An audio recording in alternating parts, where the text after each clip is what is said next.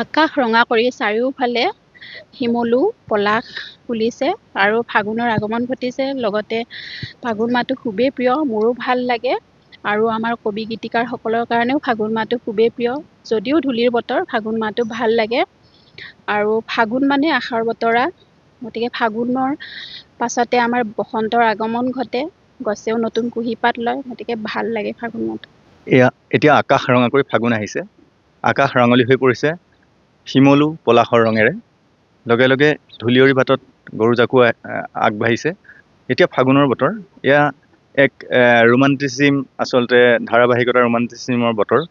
এই বতৰত এতিয়া সকলোৰে মন পুলকিত হৈ পৰিছে। শুকান ফাগুনে আশাৰ বতৰা কঢ়িয়াই আনিছে আৰু কেইদিনমান পিছতেই বসন্তৰ আগমন হ'ব, ন কুঁহিপাত মেলিব।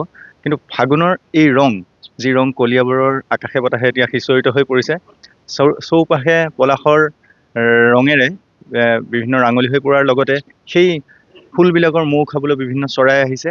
প্ৰকৃতিপ্ৰেমী কলিয়াবৰ এই প্ৰকৃতিৰ ৰং চাবলৈ আহিছে আৰু ফাগুনে আমাৰ সকলোৰে মনত মাদকতা আনে, আশাৰ বতৰা আনে। সেইবাবেই সদায় ফাগুন আমাৰ সকলোৰে প্ৰিয়।